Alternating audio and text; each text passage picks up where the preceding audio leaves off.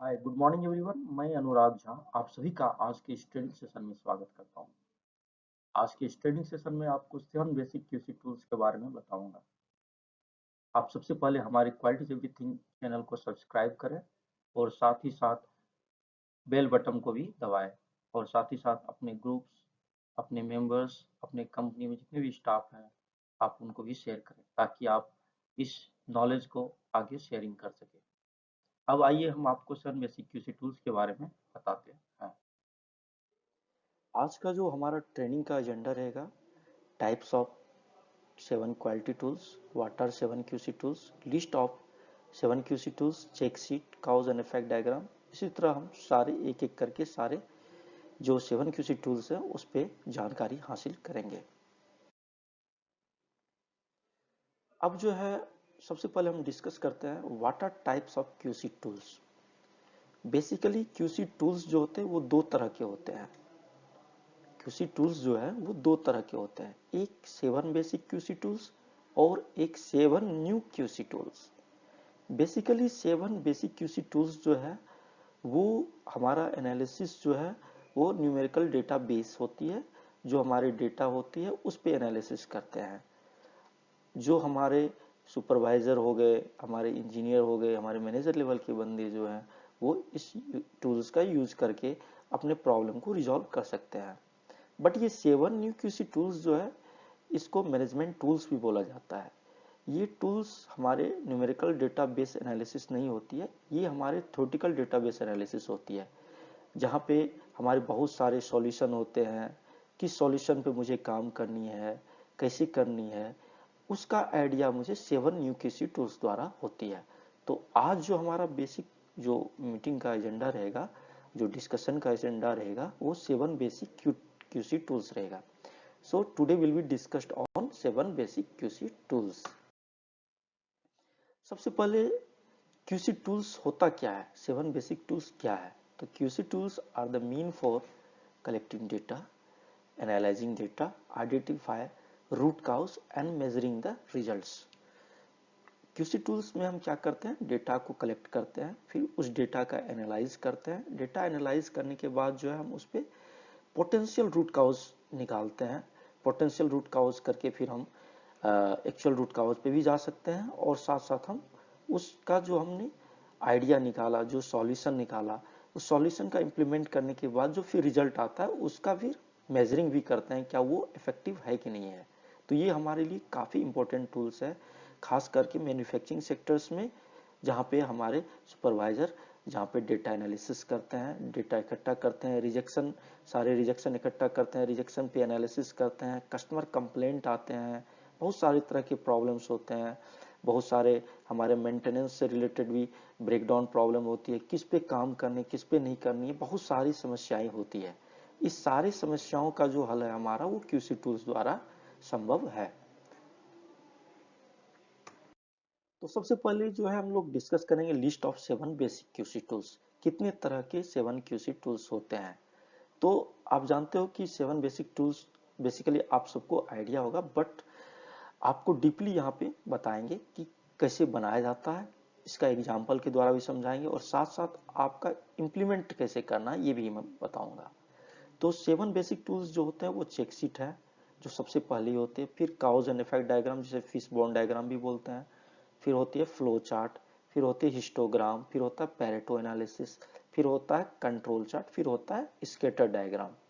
एक एक करके हम इस पे अब जो है डिस्कस करेंगे। जो चेकशीट है, चेकशीट क्या होता है? बेसिकली चेकशीट क्या है कि फॉर एग्जांपल आपको मैं सिंपल वे में बताता हूँ चेकशीट क्या है। मान लो आप अपने दिनचर्या के जीवन में यदि कुछ सामान मंगाते हो, किसी मॉल से मंगाते हो या किसी शॉप से मंगाते हो, किराना स्टोर से मंगाते हो, तो आप सबसे पहले एक लिस्ट तैयार करते हो कि मेरे को इतना केजी ये चाहिए चावल, इतना केजी शुगर चाहिए, इतना केजी हल्दी चाहिए, इतना केजी सॉल्ट चाहिए, सारे आप लिस्ट बनाते। एक तरह का ये आप दिनचर्या डेली के दिनचर्या का एक चेकशीट हो गया। तो उसी तरह जो है कंपनी में भी हमारे एक चेकशीट होते हैं जिसके द्वारा आप जो है प्रोडक्शन का भी आप डेटा कलेक्ट करते हो, रिजेक्शन का डेटा कलेक्ट करते हो, ब्रेकडाउन का डेटा कलेक्ट करते हो, शिफ्ट वाइज जो है प्रत्येक का परफॉर्मेंस क्या है, प्रत्येक ऑपरेटर का परफॉर्मेंस क्या है, आप सेक्शन वाइज भी निकालते हो, ये सारा जो है एक चेकशीट द्वारा जो है संभव हो सकता है। तो चेकशीट का जो पर्पस है वो क्या है, tool for collecting and organising measured और काउंटेड डेटा। मतलब सब डेटा जो है उसको कलेक्ट करना, फिर ऑर्गेनाइज वे में उसको मेजर्ड करना, ऑर्गेनाइज तरीका से उसको कहाँ पे कौन सा पॉइंट लिखना है, कहाँ पे डेटा को एडजस्ट करना है, किस कॉलम में कौन सा डेटा आएगा, ये हमारे एक तरह का जो है चेकशीट का काम होता है। तो data collected can be used as input data for other quality tools, क्योंकि आपके चेकशीट में जो डेटा कलेक्ट किया जाएगा उसी चेकशीट के डेटा के बेस पे आपका फर्दर जो अदर क्यूसी टूल्स है उसका हेल्प आप ले सकते हो। और यदि आपका इनिशिएट स्टेज में ही यदि आपका डेटा जो है वो यदि रॉन्ग होगा तो आपका सारा एनालिसिस वेस्टेज जाएगा। तो आप जब भी चेकशीट बनाते तो एक तो सबको समझ में आनी चाहिए, जो आपके सुपरवाइजर हो, आपके जो ऑपरेटर भाई हो, उन सबको समझ में आनी चाहिए कि एक्चुअली में ये डेटा क्या शो कर रहा है, ये चेकशीट क्या शो कर रहा है। तो चेकशीट बनाने से पहले आप एक बार अपने जितने भी सीएफटी टीम है उनसे भी डिस्कस किया कीजिए कि कैसे चेकशीट बनाया जाए, कैसे हम मॉनिटरिंग करें सारे डेटा का। इसका बेनिफिट क्या होता है, collect data is a systematic and organise manner. आप कोई भी डेटा है आप उसको सही तरीका से शिफ्ट वाइज ABC तीनों शिफ्ट चलता है, तीनों शिफ्ट का आप डेटा एक जगह इकट्ठा कर लेते हो, फिर उस पर एनालिसिस करने में इजी होता है। तो आपका डेटा जो वो सिस्टमेटिक हो जाता है और ऑर्गेनाइज मैनर में हो जाता है। To determine source of problem, अब देखिए क्या होता है बेनिफिट, यदि आपका डेटा सही रहेगा तो आप एक्चुअल सोर्स ऑफ प्रॉब्लम पे जाओगे कि कहाँ से समस्या है, कौन सा रिजेक्शन ज्यादा है, किस मशीन का प्रोडक्शन ज्यादा है, तो आप आइडिया निकाल सकते हैं किस मशीन का प्रोडक्शन कम है। तो एक तरह का ये हमारा जो डिटरमाइन सोर्स ऑफ प्रॉब्लम में भी बेनिफिट करता है। To facilitate classification of data, data का क्लासिफिकेशन करने में ही वो करता है कि कौन सा मशीन का ज्यादा रिजेक्शन, कौन सा मशीन का ज्यादा प्रोडक्शन है। ये आप उसको डिफरेंट डिफरेंट करके अलग अलग क्लैरिफिकेशन कर सकते हो, स्ट्रेटिफिकेशन कर सकते हो, अलग अलग दिखा सकते हो। अब देखिए हम एक एग्जांपल आपको दिखाएं चेकशीट का। ये एक चेकशीट है, एक जो है ऑपरेटर है डेविड, ये है व्हीकल ब्रेकडाउन मेंटेनेंस चेकशीट। एक कोई मेंटेनेंस सर्विस वाले हैं, उसके पास जो आपको जो है 5 तरह के व्हीकल्स आए, vehicle 1, vehicle 2, vehicle 3, vehicle 4, vehicle 5। और इस सारे व्हीकल्स में जो चेक पॉइंट है वो है आपका पहला, जैसे ब्रेक पैड चेक करना, वार्म आउट तो नहीं हो गया, फ्यूल टैंक लीकेज तो नहीं, ये चेक करना है, स्टीयरिंग लॉक तो नहीं है वो चेक करना है, इंजन ऑयल सीपेज तो नहीं है वो चेक करना है, AC वर्किंग है या नहीं वो चेक करना है, बैटरी ड्रेन आउट तो नहीं हुआ वो चेक करना है, लाइटिंग में सही प्रॉपर काम कर रहा है कि नहीं वो कर रहा है वो एक बार चेक करना है। तो आप देख रहे हो कि पहले व्हीकल 1 आया, व्हीकल 1 में उन्होंने जब इंस्पेक्शन किया डेविड ने, तो उसने देखा कि ब्रेक पैड जो है वो रॉन्ग है, खराब हो रखा है, AC काम नहीं कर रहा है, लाइट नहीं काम कर रहा है। उसी तरह व्हीकल 2 में देखा कि फ्यूल टैंक काम नहीं कर रहा है, इंजन काम नहीं कर रहा है। उसी तरह देखा व्हीकल 3 में जो ब्रेक पैड जो खराब हो रखा है, इंजन ऑयल सीपेज हो रहा है, फिर बैटरी ड्रेन आउट हो गया। तो इस तरह से इन्होंने जब डेटा एनालिसिस किया पांचों व्हीकल्स का, तो टोटल जो है आपका ये निकल गया कि व्हीकल 1 में 3 तरह का प्रॉब्लम निकला, व्हीकल 2 में 2 तरह का, व्हीकल 3 में 3 तरह का, ये सारा एनालिसिस निकल गया आपका। इससे क्या एक डेटा रिप्रेजेंट कर रहा है कि व्हीकल 5 जो है, 5 में व्हीकल सबसे कम उसमें ब्रेकडाउन, सबसे कम टाइप का डिफेक्ट्स आया। तो ये एक तरह का चेक शीट बनाने का एक टेक्निक होता है जिसमें आप डेट डालोगे कहाँ पे ये पोजीशन है, जैसे कोई भी कंपनी हो, कोई भी तरह की कंपनी हो, वहां पे आप यहाँ पे उस कंपनी का लोकेशन डाल दो, ऑपरेटर का नाम डाल दो, डेट डाल दो, सीट नंबर, आपका सीरियल नंबर, जो एक ट्रैकिंग नंबर होनी चाहिए जिससे आप इजिली ट्रैक कर सकते हो कौन सा चेक शीट का ये कहाँ पे इम्प्लीमेंट हो रहा है।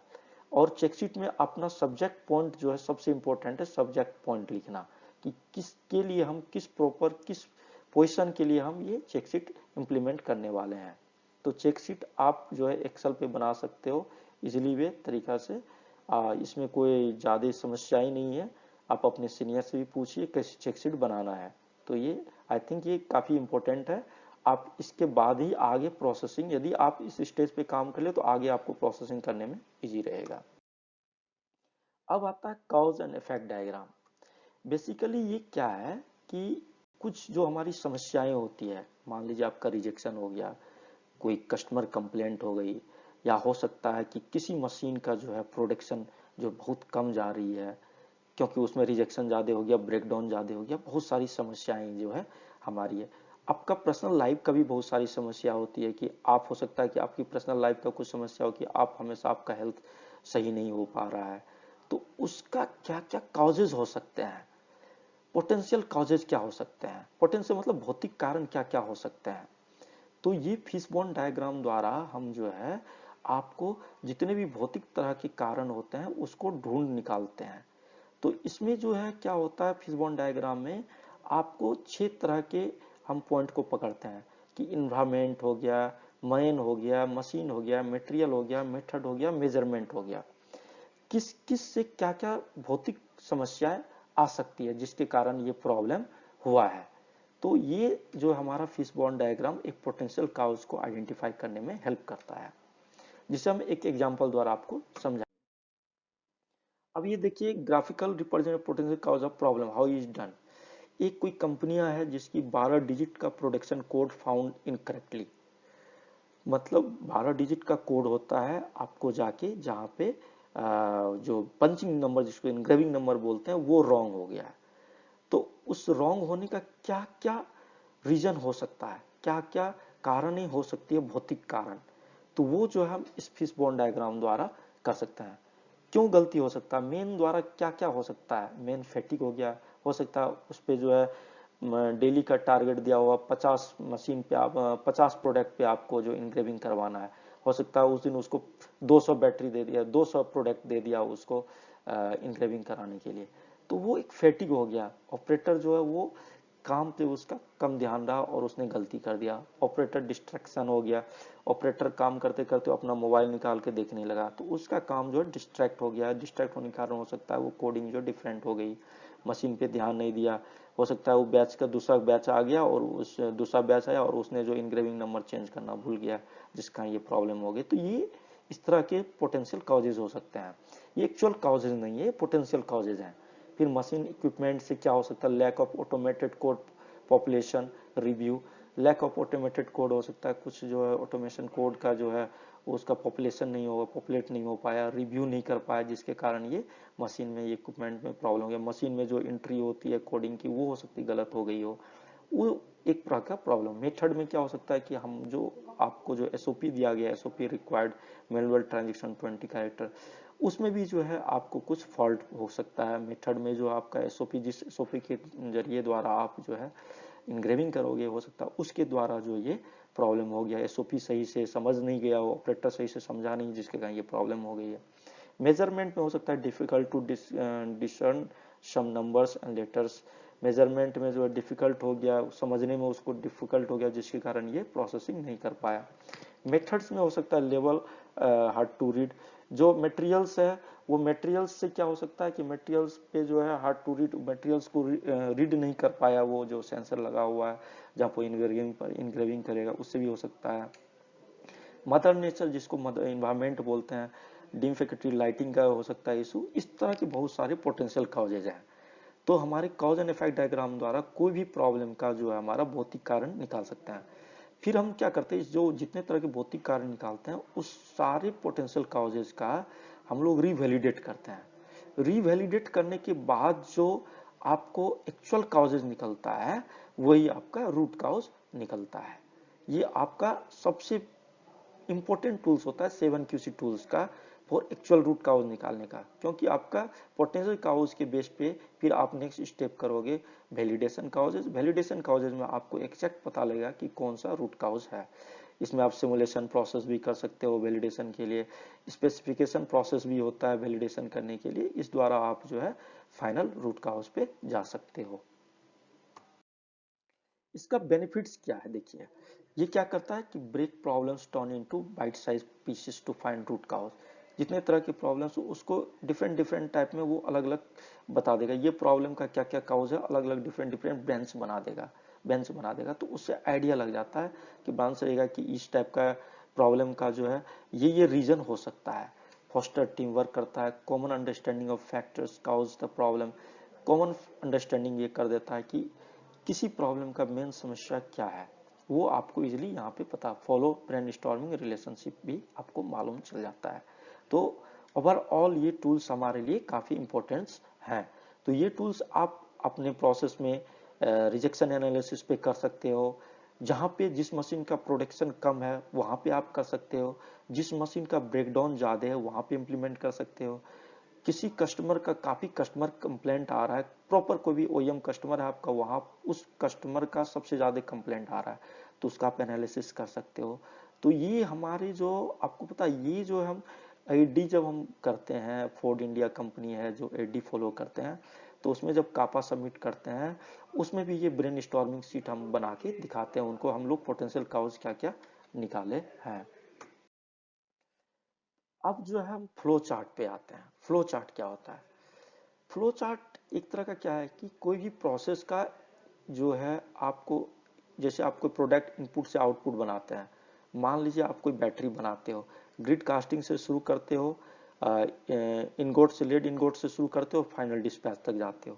तो प्रत्येक का एक स्टेप द्वारा आपको रिप्रेजेंट करना एक ग्राफिकल फॉर्म में, एक जो है टेबुलेट फॉर्म में आप रिप्रेजेंट करना, जो एक फ्लो चार्ट द्वारा आप रिप्रेजेंट कर सकते हो। फ्लो चार्ट द्वारा क्या होता है, आप इजीली आइडेंटिफाई कर लेते हो कि किस प्रोसेस में, किस स्टेप में कौन सा प्रोसेस हो रहा है। तो इसका पर्पस क्या है? Actually visual illustration of the sequence of operations required to complete a task. एक विजुअल इंस्ट्रक्शन हो जाता है कि यहाँ पे इस स्टेप में जो ये काम हो रहा है, इस स्टेप में ये काम होता है, तो एक आपको विजुअल पता लग जाता है। फिर systematic drawing of the process to measure और इम्प्रूव, आपको ये भी पता लग जाता है कि कौन सा प्रोसेस में हमको वर्क करना है, आपको एक आइडिया लग जाता है, क्योंकि आपका स्टेप बाय स्टेप एक प्रोसेस लिखा रहता है। आप डायरेक्टली फोकस करते हो कि जिस प्रोसेस में आपका जो प्रॉब्लम है उसी फोकस पे आप क्रिएट करते हो। तो वो आपको, जब भी आप एनालिसिस करते हो तो आप फ्लो चार्ट को अपने पास रखना चाहिए। फ्लो चार्ट के बेस पे आप एनालिसिस करोगे तो वो आपके लिए काफ़ी हेल्पफुल रहेगा। फिर potential weakness in the process are made visual.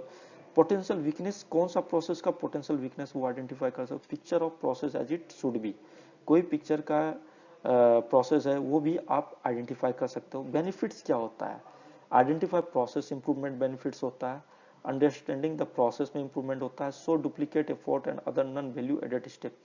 कोई भी प्रोसेस में यदि नॉन वैल्यू एडेड वर्क है वो भी आप आइडेंटिफाई कर सकते हो। मान लो कोई प्रोसेस चल रहा है आपका, उसमें देख रहे हो कि एक ऑपरेटर जो है जिसकी जरूरत नहीं है वो जो है प्रोडक्ट का इंस्पेक्शन कर रहा है, जबकि उस इंस्पेक्शन के लिए मशीन ऑलरेडी लगा हुआ है और तब भी एक ऑपरेटर उस प्रोसेस के लिए बैठा हुआ है, ऑटोमेशन प्रोसेस लगा तब भी हम उसको बैठा रहे हैं। एक तरह का ये हमारा नॉन वैल्यू एडेड वर्क हो गया। इस नॉन वैल्यू एडेड वर्क के लिए कस्टमर हमको एक भी रुपया नहीं देगा। तो ये हम फ्लो चार्ट द्वारा आइडेंटिफाई कर सकते हैं। Clarify working relationship between people and organisation. अब ये देखिए symbol use in flow chart. Basically अब जो है जो सिंबल पहले यूज होता था आईएसओ 9001 2008 में जो ये सिंबल यूज होता, बट अब जो है आपको आईएसओ 9001 2015 में ऐसा कोई डिफाइन नहीं किया गया, आप कोई भी सिंबल यूज कर सकते हो। तो बट आपके क्या कि आप एक प्रॉपर स्टेप फॉलो करते आ रहे हो, तो ये आप यदि स्टेप फॉलो करो तो आपको इजीली अंडरस्टैंडिंग रहता है, तो आप ये फॉलो कर सकते हो। अदरवाइज आप कोई भी सिंबल यूज कर सकते हो अपने फ्लो चार्ट बनाने के लिए। अब इस पे कोई आपका कोई रिस्ट्रिक्शन नहीं है। अब जैसे स्टार्ट और एंड है, तो स्टार्ट एंड के लिए आप सर्किल इस तरह का जो है आप बना लो, तो इसमें आप जो है कोई प्रोसेस को दिखा सकते हो, कहाँ से कोई प्रोसेस स्टार्ट कर रहे हो, तो वो एक आ गया। इसका यूज क्या, use to make up the starting and ending point हो गया, स्टार्ट जहाँ करो एंड पॉइंट यहाँ पे। एरो से क्या हो, यूज फॉर कनेक्शन, दो प्रोसेस को जोड़ने के लिए आप एरो का यूज करोगे। इनपुट आउटपुट के लिए जो है ये आप इस तरह का जो है सिंबल यूज के, use for input output information process के लिए, use to represent single step के लिए, डिसीजन के लिए इस टाइप का यूज कर सकते हैं, use for benching for decision making के लिए कर सकते हैं। एक जो है एग्जांपल ऑफ फ्लो चार्ट मैंने एक बताया बनाया है कि यदि कोई कस्टमर कंप्लेंट आता है, तो उस कस्टमर कंप्लेंट यदि आ गया तो हम कैसे काम करेंगे। कंप्लेंट इंटरनल कंप्लेंट हो गया, एक्सटर्नल कस्टमर कंप्लेंट आ गया, तो उसका रूट कॉज, उसका एक्शन क्या करना है, तो वो सारा स्टेप हम जो है फ्लो चार्ट में दिखाया। आप फ्लो चार्ट किसी भी प्रोसेस का बना सकते हो। या तो एक भी फ्लो चार्ट हो सकता है, सिंगल फ्लो चार्ट हो जाता है आपको इनपुट से आउटपुट के लिए। फिर प्रत्येक इनपुट से आउटपुट के लिए बहुत सारा आपका सब स्टेशन होता है, सब स्टेशन के लिए भी अलग अलग आप फ्लो चार्ट बना सकते हो। ये जैसे आपका असेंबली है, असेंबली प्रोसेस में आपका 6-7 प्रोसेस हो रहा है, तो प्रत्येक स्टेप के लिए भी आप एक फ्लो चार्ट बना सकते हो। आप जितना इसको डीप जाओगे, डीपली मतलब इसका अध्ययन करोगे, उतना अच्छा आपके लिए रहेगा ये एनालिसिस करने के लिए। तो हमने एक आपको बना के दिखाया यहाँ पे कि हमारे जो कस्टमर कंप्लेंट आता है, इंटरनल कस्टमर कंप्लेंट है या एक्सटर्नल कस्टमर कंप्लेंट है, उसको रिजॉल्व करने का टेक्निक है यहाँ पे। अब जो है यहाँ पे दो है, यदि कोई कस्टमर कंप्लेंट आएगा तो इंटरनल हो या एक्सटर्नल, दो पॉइंट पे हम काम करेंगे, एक ऑकरेंस पे भी करेंगे, एक डिटेक्शन पे। ऑकरेंस मीन्स जहां ये प्रॉब्लम जनरेट हुआ वहां पे हमको क्या करना है, और डिटेक्शन जहां ये पीडीआई हुआ और वहां पे ये पकड़ में ये प्रॉब्लम नहीं आई। तो दोनों पॉइंट पे हम लोग काम करेंगे। ऑकरेंस यदि करेंगे तो हम जो क्या क्या करेंगे, next step why why analysis करेंगे।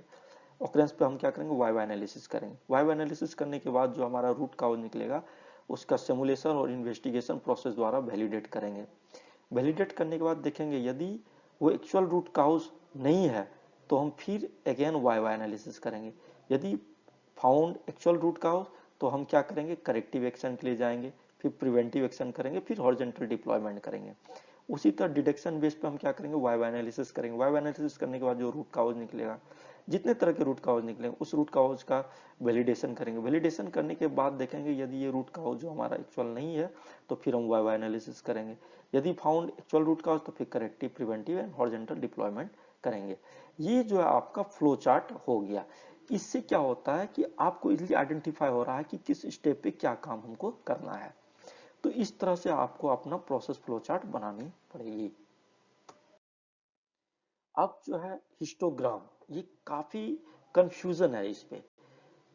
हिस्टोग्राम होता क्या है, हिस्टोग्राम बनाना कैसे है, काफी कंफ्यूजन होता है। तो इसके लिए सबसे पहले हम बोल देता हूँ, ये काफी इजी चीज है, इसमें आपको बटन लेने की कोई जरूरत ही नहीं, काफी इजी चीज है हिस्टोग्राम। हिस्टोग्राम क्या करता है, मेन जो इसका यूज है वो plotting the shape of A distribution and comparing it with the specification. Method of use separate prepare separate stratify histogram for each of the forum and examine the relationship between the shapes of distribution and the specification। क्या होता है histogram में, ये one variables data graph होता है। इसमें क्या है, फॉर एग्जांपल मैं आपको बताता हूं, आपके जो सुपरवाइजर है वो फ्लोर पे आपके मान लीजिए काम कर रहे हैं, उनके मैनेजर जो है उनको ऑर्डर दिया कि आप जाओ असेंबली लाइन में, पोर्ट का टेम्परेचर या हीट प्लेट का टेम्परेचर आप जो है मेरे को प्रत्येक पॉइंट पे 10-10 रीडिंग लेके आओ।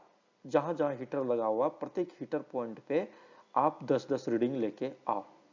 तो उस ऑपरेटर क्या करेगा, सारे रीडिंग लिख देगा कि पॉइंट नंबर ए पे इतना रीडिंग आया, 320, 340, 370, 390, ऐसे प्रत्येक रीडिंग लिखते जाएगा, प्रत्येक रीडिंग लिखते जाएगा, प्रत्येक रीडिंग लिखते जाएगा।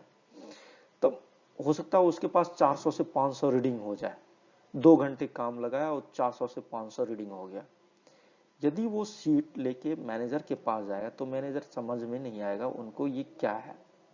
बट उसी डेटा को यदि हम एक सिंगल फ्रीक्वेंसी ग्राफ द्वारा यदि हम रिप्रेजेंट करते हैं तो इजीली समझ में आ जाता है। जैसे हम अभी आपको एग्जांपल दे रहे हैं, आप इसमें मैंने बताया कि हीट प्लेट का टेम्परेचर इन्होंने चेक किया, बहुत सारे रीडिंग आ गए। बहुत सारे रीडिंग करने के बाद उस सुपरवाइजर ने फिर क्या किया कि एक टेम्परेचर रेंज फिक्स कर दिया कि इस टेम्परेचर रेंज के बीच में कितना रीडिंग आ रहा है। 316 से 330 के बीच में कितना रीडिंग आ गया, 9 रीडिंग आ गया। 331 से 345 टेम्परेचर के बीच में कितना रीडिंग आ रहा है, 14 रीडिंग फॉल कर रहा है। 340 से 360 के बीच में कितना रीडिंग फॉल कर रहा है, 38 रीडिंग जो है ये फॉल कर रहा है। तो इस तरह से क्या हुआ, टेम्परेचर रेंज है, इस टेम्परेचर रेंज में कितना डेटा कितना बार रिपीट हो रहा है, मतलब क्या उसका फ्रीक्वेंसी है। तो ये हम रिप्रेजेंट करके इजीली आइडेंटिफाई कर रहे हैं कि 376 से 390 के बीच में हमारा टेम्परेचर जो है वो 65 बार फ्रीक्वेंसी रिवाइज मतलब चेंज हो रहा है। तो ये एक तरह का हमारा जो है हिस्टोग्राम है जो रिप्रेजेंट करता है। बेसिकली हिस्टोग्राम में आपको minimum 30 data, minimum requirement 30 data का होता है। अभी आपको हम एक और प्रॉब्लम बता रहे हैं।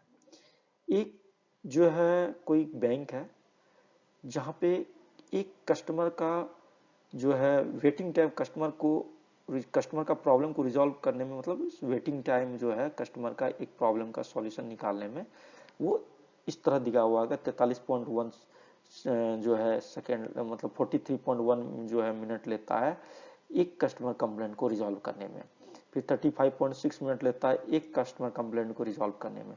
इसी तरह का हमने एक 20 कस्टमर का एक अलग अलग डेटा लिया कि प्रत्येक कस्टमर पे कितना कितना टाइम वो ले रहा है, और फिर उस डेटा का हमने क्या किया, बिन रेंज बना दिया कि जो है 0 से 5 मिनट के बीच में कितना टाइम ले रहा है, 5 से 10 मिनट में कितना टाइम ले रहा है, 10 से 15 मिनट में कितना टाइम ले रहा है। उसी तरह हमने ये सारा डिफाइन कर दिया सेकेंड्स के साथ।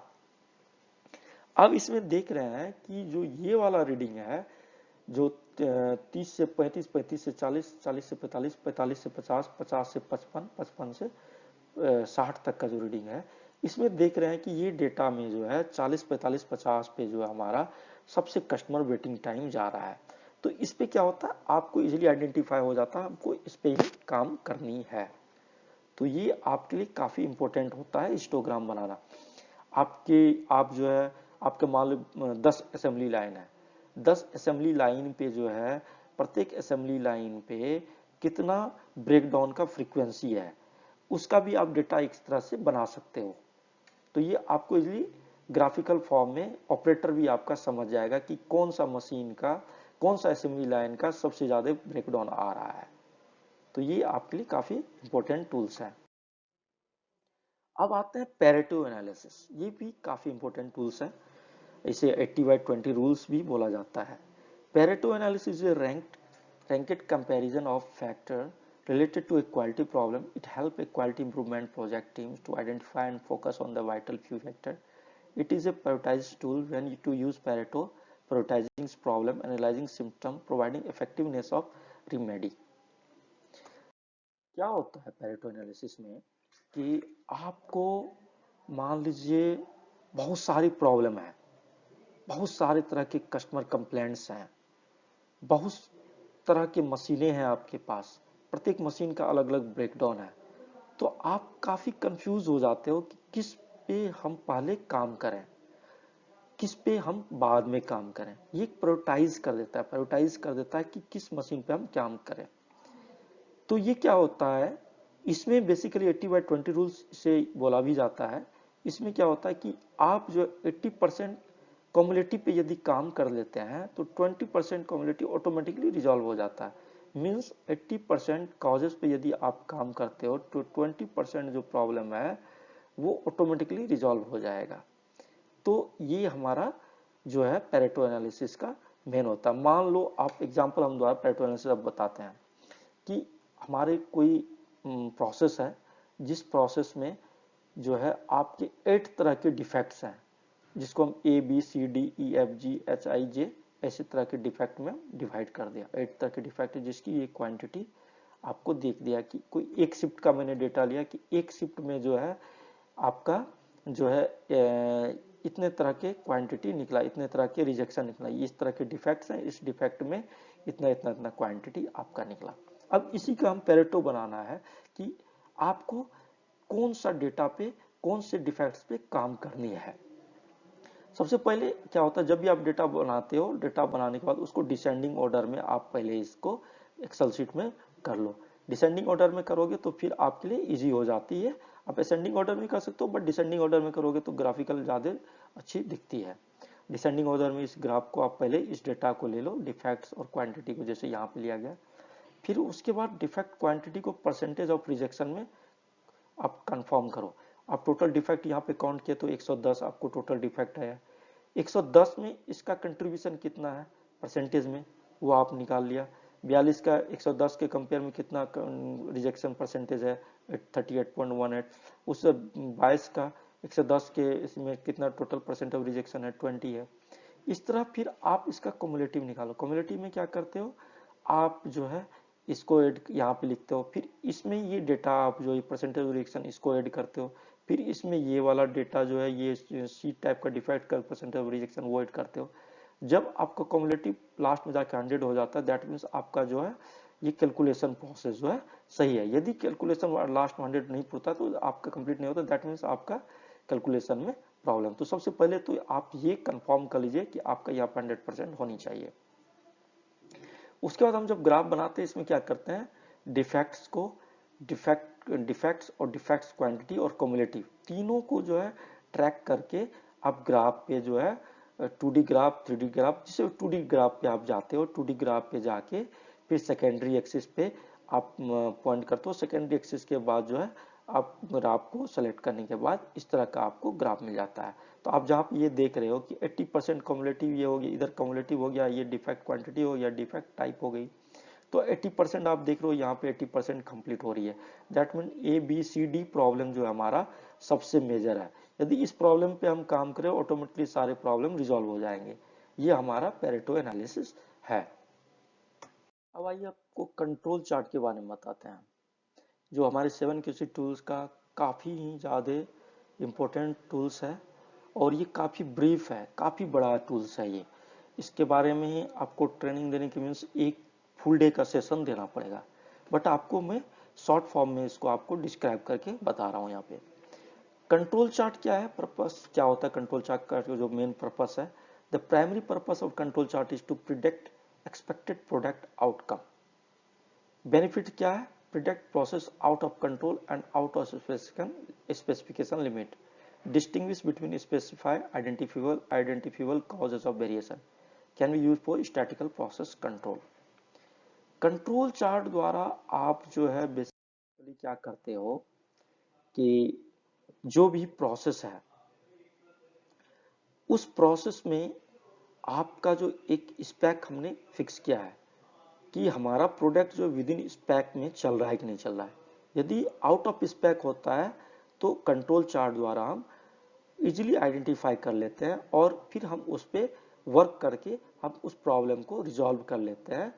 मतलब समस्या होने से पहले ही वो हम उसको रिजॉल्व कर लेते हैं। यदि हम इस पर डीपली अध्ययन करेंगे तो आगे आपको हम बताएंगे प्रोसेस एक एक स्टेप करके कैसे हम अपने प्रॉब्लम को रिजॉल्व कर सकते हैं। कंट्रोल चार्ट द्वारा भी हम प्रॉब्लम को फैलने से आगे बढ़ने से कैसे रोक सकते हैं कंट्रोल चार्ट द्वारा। तो कंट्रोल चार्ट में दो चीज होती है। सबसे पहले तो हम आपको दो चीज बताएंगे, डिफेक्ट्स और डिफेक्टिव्स क्या है, क्योंकि इस कंट्रोल चार्ट रोड मैप को समझने के पहले आपको डिफेक्ट्स और डिफेक्टिव्स को समझना सबसे पहले इंपॉर्टेंट है। डिफेक्ट क्या होता है, defect is an any item or service that exhibit a departure from the specification. A defect does not necessary means that the product or service can not be used. A defect indicate only that the product result is not entirely as intended. यदि कोई product है हम उसको बोलते हैं defect, that means ये नहीं है कि ये प्रोडक्ट पूरा डिफेक्ट है, इट विल बी यूजफुल, ये यूज हो सकता है, बट जो विद इन स्पेक चाहिए, मान लीजिए उसमें 5 स्पेसिफिकेशन रिक्वायरमेंट है, 4 स्पेसिफिकेशन रिक्वायरमेंट फुलफिल किया, 1 स्पेसिफिकेशन रिक्वायरमेंट फुलफिल नहीं किया, तो वो डिफेक्ट हो गया। बट डिफेक्टिव में क्या होता है, डिफेक्टिव्स में क्या होता है कि 5 स्पेसिफिकेशन है, पांचों की पांचों स्पेसिफिकेशन नहीं मीट किया तो आपका डिफेक्टिव्स हो गया। ये आप समझ के डिफेक्ट और डिफेक्टिव में अंतर। अब दो तरह की डेटा होता है, एक एट्रीब्यूट डेटा होता है, एक वेरिएबल डेटा होता है। एट्रीब्यूट डेटा ये हो गया यस और नो, ऑफ एंड ऑन, ये हो गया एट्रीब्यूट डेटा।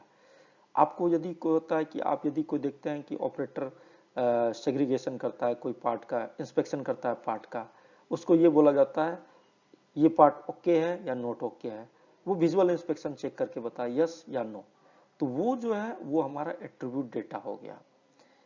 एक होता है वेरिएबल्स डेटा, हम जो है मेजरमेंट करते हैं, कोई डेटा का चेकिंग करते हैं, इंस्पेक्शन करते हैं, किसी का वेट करते हैं, वेटिंग मशीन पे बैलेंसिंग मशीन पे वेट करते हैं, ग्रिड का वेट करते हैं, किसी भी प्रोडक्ट का वेट लेते हैं, तो ये हमारा वेरिएबल्स डेटा हो गया। किसी का लेंथ लेते हैं, माइक्रोमीटर से लेते हैं, वर्नियर से लेते हैं, किसी से भी लेते हैं, तो हमारा वेरिएबल्स जो भी आउटपुट आता है वो वेरिएबल्स डेटा हो गया।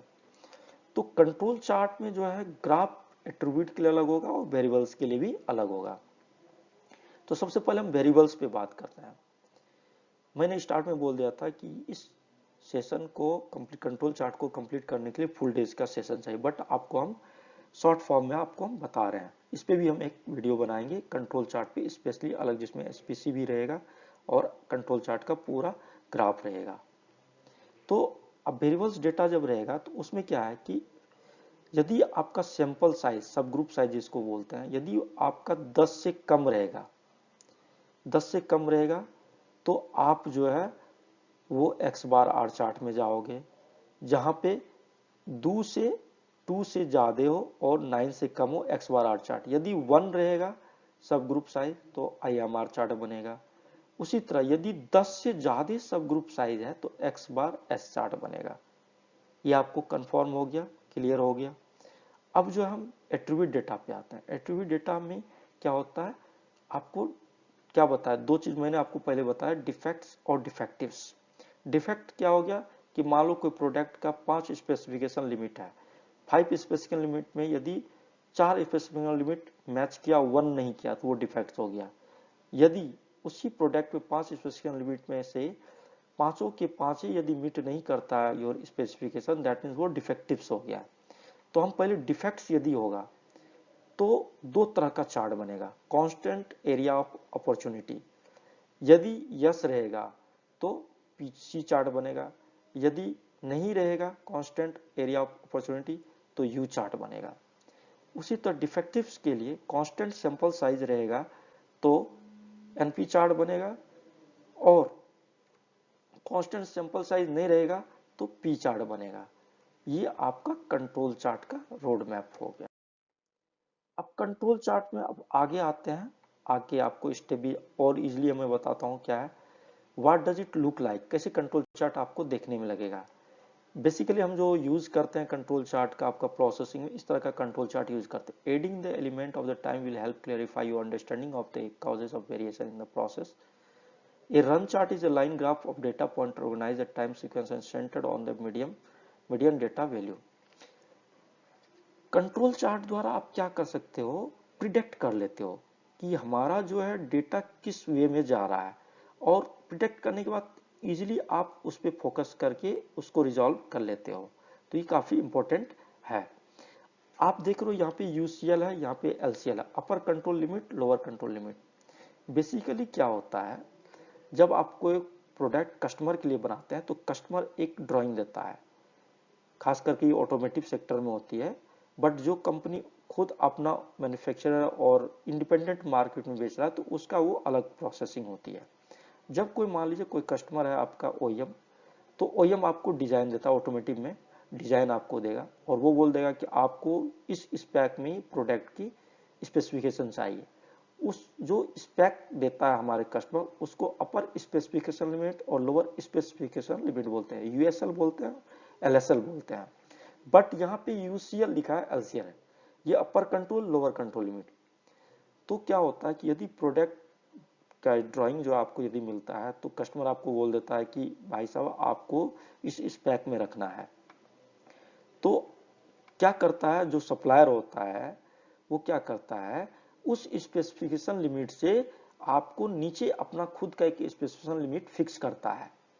वो आपका एक कैलकुलेशन मेथड है जिसके द्वारा यूसीएल और एलसीएल डिफाइन किया जाता है, ताकि कि यदि कोई बैटरी, यदि कोई प्रोडक्ट हमारा यूसीएल से ऊपर भी जाए तो हम इजिली तभी अपना डिसीजन कर सकते हैं कि ये प्रोडक्ट हम कस्टमर को दे या ना दे। यदि हम पहले ही स्पेसिफिकेशन लिमिट पे काम कर लेंगे तो यदि आउट ऑफ स्पेक जाएगा तो हमारे लिए काफी डिफिकल्ट हो जाएगा। और ये बात बेसिकली हम ऑपरेटर और हमारे सुपरवाइजर लेवल पे नहीं बताते हैं कि हमको वर्क जो है अपर स्पेसिफिकेशन लिमिटेशन और लोअर स्पेसिफिकेशन लिमिट पे काम करना।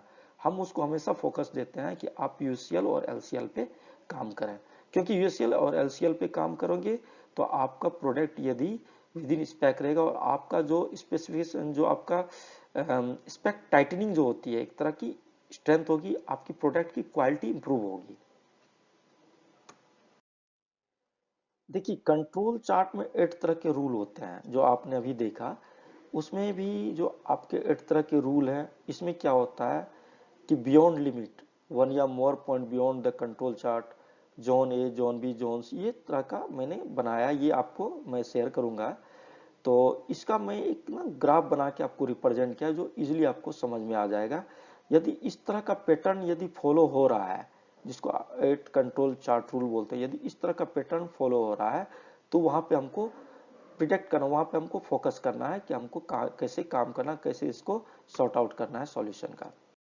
अब जैसे देखिए रूल नंबर 1 और 4 में, वहां पे क्या है, रूल नंबर 1 और 4 में आप देख रहे हो, ये एक अपर कंट्रोल लिमिट है, एक लोअर कंट्रोल लिमिट है, ठीक है।